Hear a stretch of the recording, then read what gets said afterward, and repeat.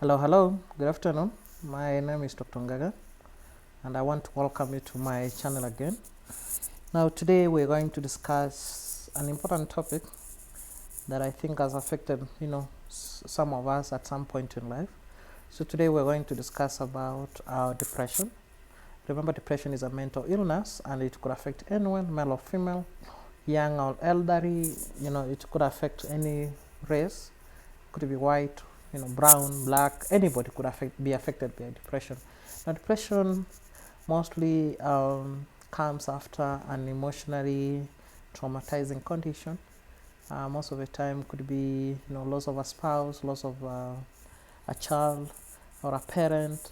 Could be loss of a job. Could be loss of a given valuable thing. I mean, anything. Most of the time, it's something that you really treasure that you lose. Now, once you lose something, you lose a good paying job. So what is going to happen is you're going to keep getting worried about these given jobs for so long, day in, day out. The number of benefits you used to get from your job, and then suddenly you lose them, and then you worried and really wondering how you're gonna get back these benefits that you've lost. So this is gonna be day in, day out. So it reaches a point where you can't even sleep because you're really worried about this condition. So one of the symptoms we really see is insomnia, where someone lacks sleep. The other thing is this person is actually going to be withdrawn. They want to be alone. They want to think about their condition. They feel they need to be alone. They're no longer like other people. You start avoiding your colleagues at work. You start avoiding your neighbors. You live in an estate. You feel now life is gonna be expensive. You're contemplating on moving from that estate. So obviously you're worried about what other people are gonna say. So you find someone so withdrawn and alone. The next thing you think of, you find actually is someone being sick, feeling sick, generally weak. So general body weakness, malaise. You feel like you have fevers. You're feeling cold. You feel sickly, and of course going to hospital never finds out anything. The other thing is headaches. Sudden headaches which are really unrelenting. You're on painkillers, but you still feel the headaches. Of course, the other thing is you feel your funny headaches, and then when you're with people, your headaches are no longer there. But then when you're alone and when those thoughts come back again, they have associated headaches. Of course, the other thing is having a poor vision or view of life. You really think that it's no longer important to live, and then you find these people end up trying to kill themselves. So suicidal thoughts and even attempts are actually some of the things that we find most people with depression having. So suicidal thoughts, suicidal attempts, sometimes suicide. So those are some of the things that actually, or symptoms that we're actually going to see in people that have depression. So I'm sure one or more of us have actually had these symptoms, and you can actually bear witness that mostly you find you're worried about tomorrow, what is tomorrow gonna hold. Really life becomes miserable. You can't have peace most of the time, so your mind is actually so unsettled. You're very anxious, getting panic attacks sometimes. Those are some of the things that actually can happen when you actually have depression. So I think the most important thing is once you notice you have any of those symptoms, I think the most important thing should be to talk to someone. So the first step is actually realizing that there's a problem. You feel you have a negative view about life, you have suicidal thoughts, you've these funny headaches that are actually not going, you feel generally weak, generally sick, you're lacking sleep, you have negative energy. Those are some of the things that actually should actually be red signs, and they should actually make you want to talk to someone.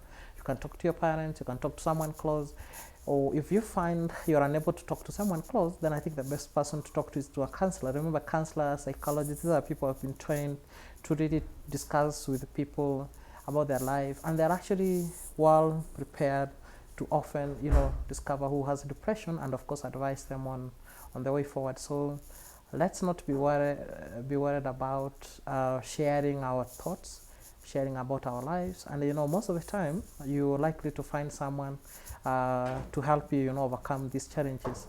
Remember, depression may need to be treated with medication, but most of the time depression is actually treated by sharing what your problems are with someone, and most of the time just getting someone to listen is actually one of the steps that we take towards healing. Remember, realizing that you have a problem and seeking help for the problem or talking about your problem is the first step towards solving this problem. So don't have a problem and then keep dying with it. No, discover you have a problem, talk to your friend, talk to a colleague, talk to a relative. If it's very difficult, then actually talk to a counselor.